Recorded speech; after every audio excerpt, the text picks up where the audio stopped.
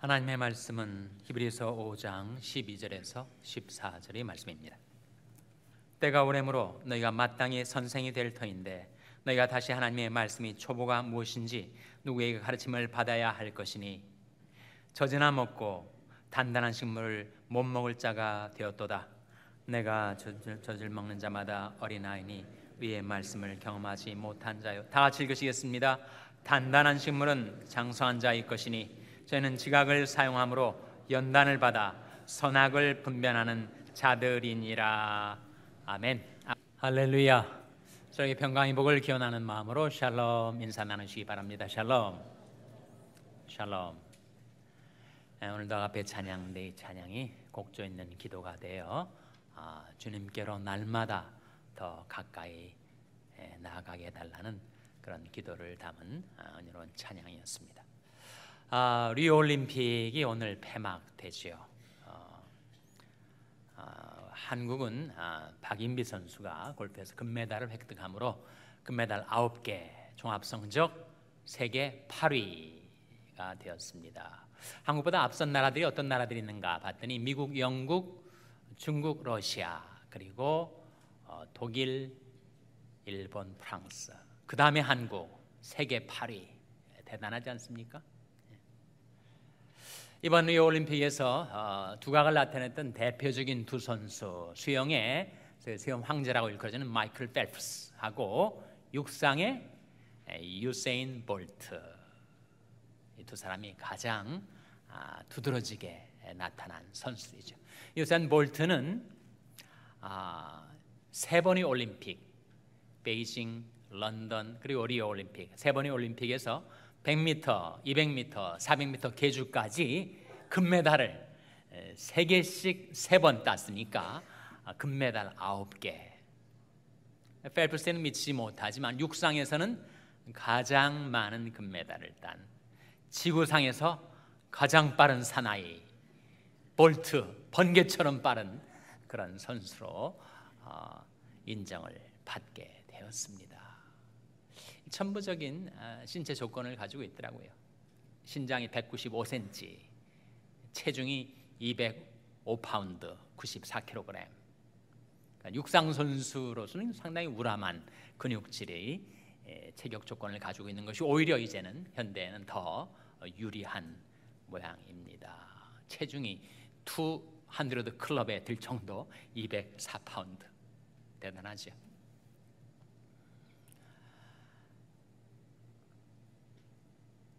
그렇지만 그의 천재적인 육상 실력은 훈련, 연단을 통해서 이루어진 것이었습니다.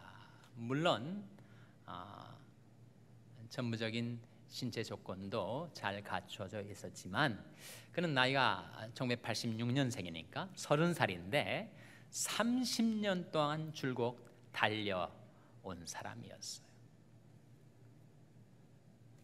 에디슨이 말이 맞는 것 같습니다. 발명한 에디슨이 천재의 1%는 영감이고 99%는 뭐라고요? 땀이다. 1% inspiration, 99% perspiration. 정말 유세인 볼트가 초등학교 들어가기 전부터 달렸다고 그래요. 크리켓하고 축구를 좋아해서 달려다니더니 초등학생 때 선생님 눈에 드는 거예요. 천부적인 자질이 있구나. 이 아이를 한번 훈련시켜 봐야 되겠다. 그래서 초등학교 때부터 계속 달린 거예요. 30년 동안 달려온 겁니다. 그래서 아나운서가 He was born to run. 그는 달리도록 태어났다. 정말 훈련의 훈련을, 연단의 연단을 받은 선수죠. 우리는 펠프스나 볼트처럼 수영이나 육상에서는 두드러지게 나타나지 못할지라도 우리 신앙생활, 특별히 말씀을 통하여 훈련받고 말씀을 통하여 연단받는 일에 있어서 우리는 전심전력해야 합니다. 이 모든 일에 전심전력하여 너희 진보를 모든 사람에게 나타나게 하라. 성경이 우리에게 주시는 명령입니다. 우리 하나님의 말씀으로 연단을 받으면 어떤 일이 벌어지는가? 하나님의 말씀을 통해서 우리에게 세 가지 연단이 이루어집니다. 첫째는 믿음의 연단이지요. 사실 우리가 가지고 있는 이 믿음이 신념이 아닙니다. 정신력이 집중도 아니에요.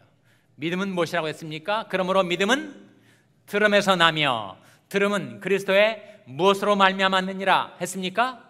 말씀으로 말미암았느니라.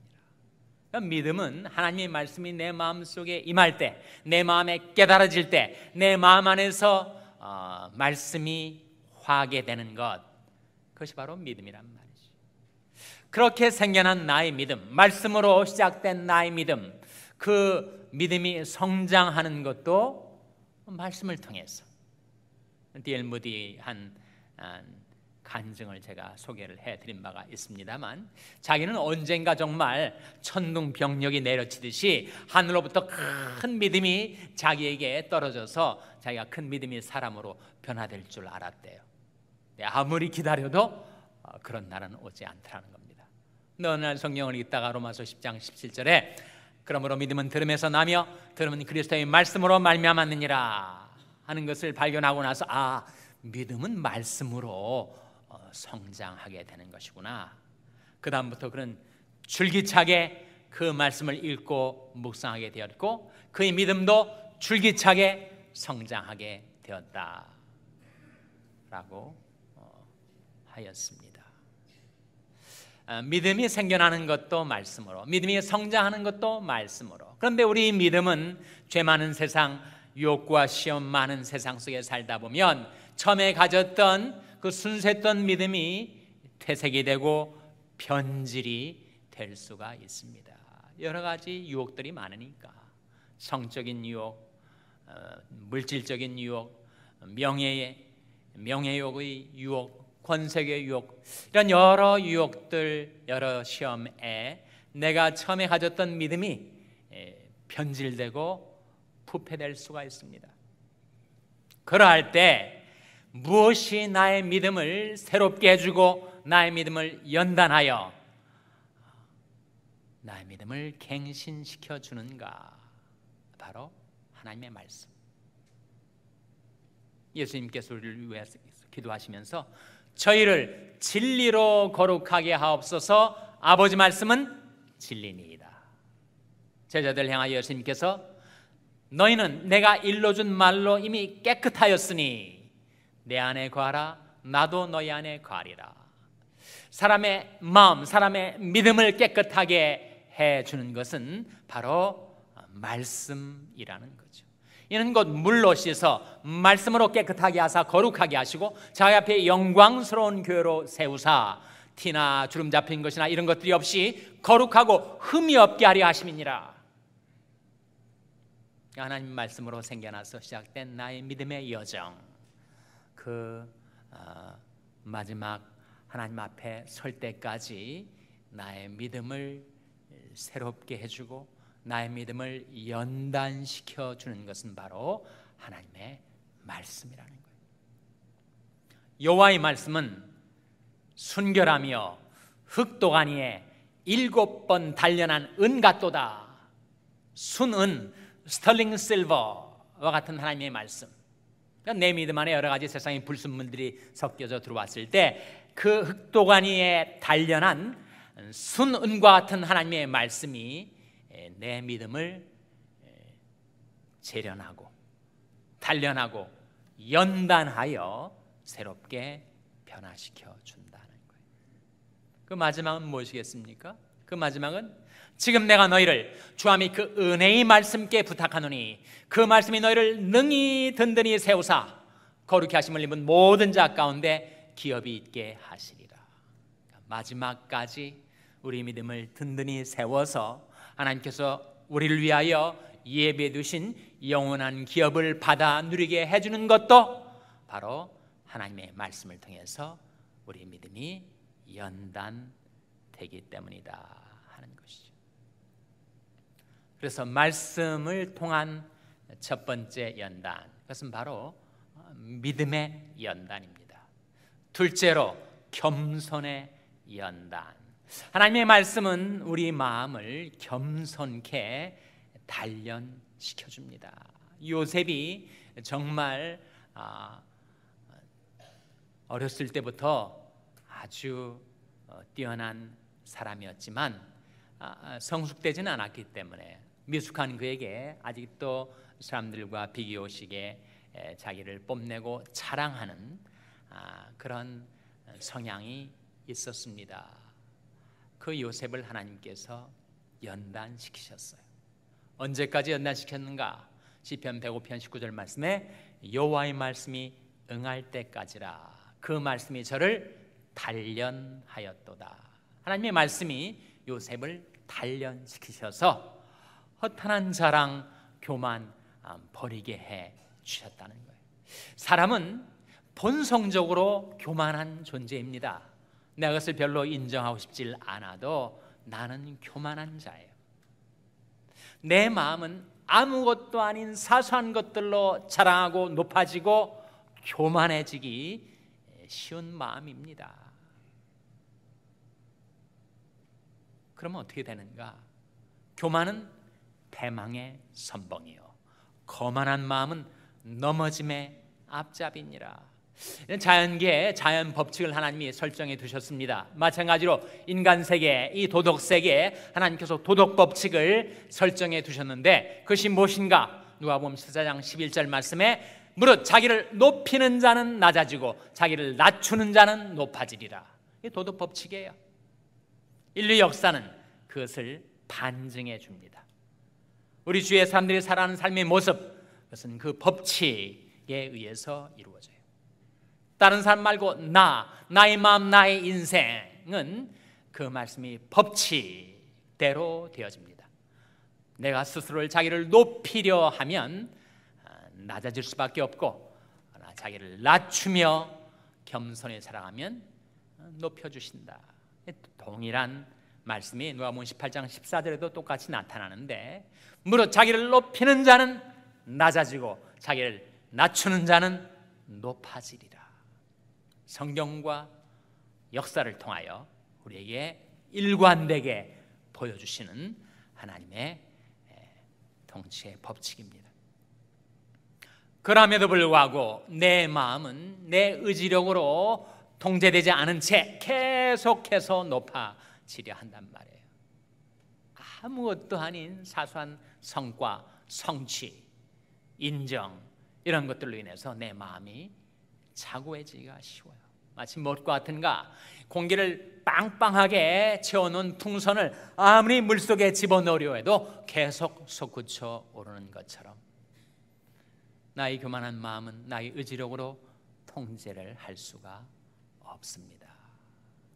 그 마음을 연단하는 것이 바로 말씀이다.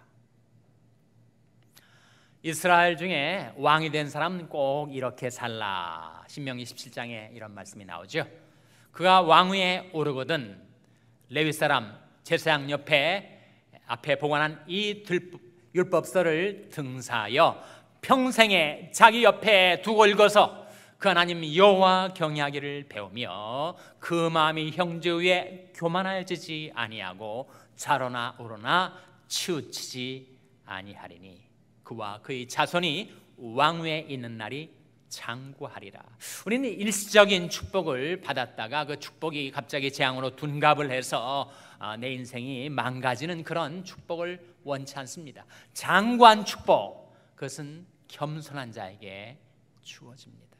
디엘 무리가 그런 말을 했어요. 믿음은 최대의 것을 얻게 해주고 사랑은 최대의 역사를 일으키고 겸손은 최대의 것을 보존케 해준다. 하나님이 우리에게 주시는 축복을 장구한 세월 동안 유지하며 보존하며 살 수 있으려면 겸손해야 할 터인데, 그것은 하나님의 말씀으로 연단을 받을 때 하나님께서 우리에게 대하여, 우리 마음의 움직임에 대하여 하나님이 가장 큰 관심사는 내 마음이 교만해지지 않도록 내 마음을 다루시는 것입니다.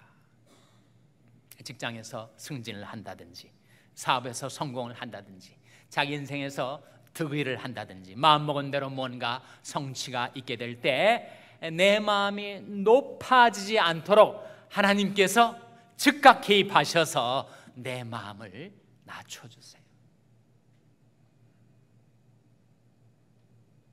그래서 여러분이 인생에 뭔가 대단한 성취가 있는 것처럼 여겨지는 그 순간 하나님은 여러분을 위해서 그 마음을 낮추십니다.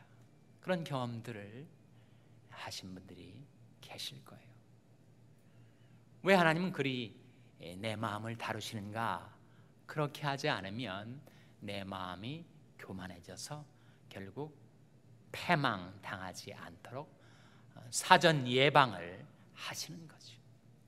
무엇보다도 내 생활 속에서, 가정에서든 직장에서든 교회에서든 사회생활 속에서 내가 뭔가 성과가 있고 성취가 있을 때 뭔가 내가 업적과 공로가 있는 것처럼 느껴지는 그 순간 하나님은 즉각 개입하셔서 내 마음을 낮추시고 그리고 겸손의 연단을 이루십니다. 무엇을 통해서? 말씀을 통해서. 그러므로 하나님이 능하신 손 아래서 겸손하라. 때가 되면 너를 높이시리라. 이 약속을 유업으로 받을 사람은 바로 하나님의 말씀을 늘 가까이 해서 자기 마음의 실상, 자기 마음의 움직임을 예의주시하고 혹여 내 마음이 교만해지지 않도록 그 말씀으로 쳐서 내 마음을 낮추며 살아가는 자. 그러면 하나님의 축복이 여러분과 여러분의 자손들의 이르기까지 장구하게 될 줄로 믿습니다. 셋째로 말씀을 통한 연단, 그것은 바로 판단력의 연단입니다. 오늘 본 말씀 히브리서 5장 14절 한번 같이 읽겠습니다. 히브리서 5장 14절 같이 읽습니다. 시작. 단단한 식물은 장성한 자의 것이니 저희는 지각을 사용함으로 연단을 받아 선악을 분별하는 자들이니라. 단단한 식물과 대조가 되는 게 뭐가 나와요? 젖이 나오죠. 어린아이들이 젖을 먹습니다. 어른들은 단단한 식물을 먹죠. 그런데 우리가 신앙에 언제까지나 초보로 머물러 있어서 늘 젖만 먹고 단단한 식물을 먹지 못하지 않게 하라. 단단한 식물은 장성한 자의 것이니 저희는 무엇을 사용함으로 라고 했습니까? 지각을 사용함으로. 이 지각이 바로 판단력입니다. 판단력. 지각을 사용함으로 연단을 받아 선악을 분별하는 자들입니다. 신앙의 성숙도, 그것은 결국 판단력의 성숙도에 달려있다고 할 수 있지 않겠습니까? 근데 우리는 오판을 하면서 살아갑니다. 판단에 있어서 실수도 많죠. 정확하지도 못하고 정직하지도 못할 때가 많이 있습니다. 근데 하나님의 말씀으로 내 지각, 내 판단력이 연단을 받으면 어떻게 되는가? 이제는 선악을 분별하며 살아갈 수가 있게 된다 하는 거지. 선악의 분별, 진위의 분별, 진리냐 비진리냐, 진리냐 거짓이냐, 선이냐 악이냐, 그것을 분별케 하는 판단력이 말씀의 연단을 통해서 우리에게 주어진다는 거예요. 한국은행이 밝힌 위조지폐 분별법이 세 가지가 있습니다. 이 위조지폐냐 진짜 화폐냐 어떻게 구별하는가? 세 가지. 비춰보라, 기울여보라, 만져보라, 이렇게 얘기를 합니다. 그러니까 지폐를 들고 이게 위조지폐인지 진짜 지폐인지를 알려면 비춰보라는 거예요. 비춰보라. 거기에 꼭 들어가 있어야 할 문자, 글자, 초상들이 다 들어있는가 그냥 못 모르고 비춰보라. 다음에 기울여보라. 기울여봐서 다른 각도로 이렇게 봐야 그런 것들이 들여다 보인다는 거죠. 그 다음에 만져보라. 그 지폐에 있는 초상이나 문자나 글자들을 오돌도돌한 그 감각 만져보고 안다는 거예요. 그러면 이 위조지폐 분별하는 하는 전문가들은 이 세상의 온갖 위조 지폐들을 다 쫓아다니면서 그것을 식벌하려고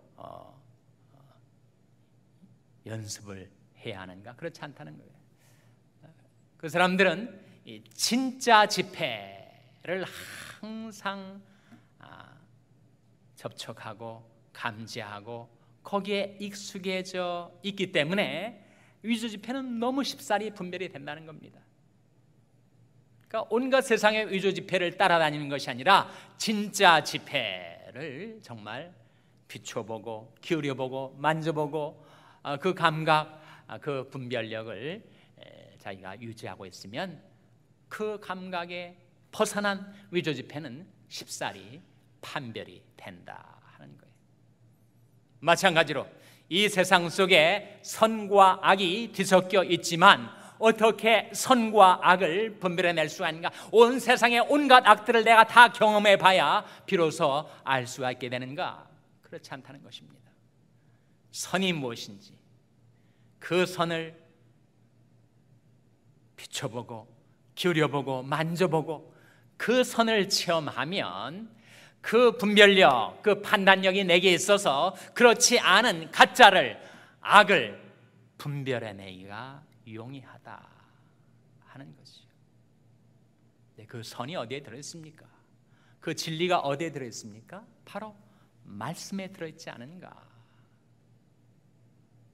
여호와의 말씀에 내 생각은 너희 생각과 다르며 내 길은 너희 길과 달라서 하늘이 땅보다 높음 같이 내 길은 너희 길보다 높으며 내 생각은 너희 생각보다 높으니라 말씀하셨던 그 하나님의 길과 생각을 하나님의 말씀 속에 담아 놓으셨으니 그 말씀을 평생 자기 옆에 들고 읽어서 그 말씀을 가까이 하고 그 말씀을 묵상하며 살아가는 자들은 그 말씀 속에 담겨진 하나님의 길과 생각, 바로 진리와 선을 경험하며 살아서 그것이 아닌 다른 가짜가 들어올 때 그것을 쉽게 판별해 낼 수가 있게 된다 하는 거죠. 내가 범사에 주의 법도를 바르게 여기고 모든 거짓 행위를 미워하나이다. 바로 말씀을 통해서 우리는 선악을 분별할 수 있는 판단력의 연단을 받게 됩니다. 오늘 하나님의 말씀을 통해서 말씀을 통한 연단 세 가지, 하나님의 말씀이 어떠한 연단을 내게 이루어 주는가 세 가지. 첫째로 말씀은 믿음의 연단을 이루어주고, 두 번째 말씀은 겸손의 연단을 이루어주고, 셋째로 말씀은 판단력의 연단을 이루어줍니다. 하나님의 말씀을 사랑하고 즐거워하고 그 말씀을 평생에 자기 옆에 두고 읽어서 말씀이 가져다주는 그런 연단을 받게 되시기를 주님의 이름으로 축원합니다. 기도하시겠습니다. 아버지 하나님, 이 아침에 하나님 앞에 나온 저들에게 하나님의 말씀이 저들 속에 이루어 주시는 그 연단을 일깨워 주신 것 감사를 드립니다. 저희들도 하나님의 말씀을 평생에 자기 옆에 두고 읽어서 그 말씀을 통하여 믿음의 연단을 받고 그 말씀을 통하여 겸손의 연단을 받으며 그 말씀을 통하여 판단력의 연단을 받게 하여 주시옵소서. 예수님의 이름으로 기도하옵나이다. 아멘.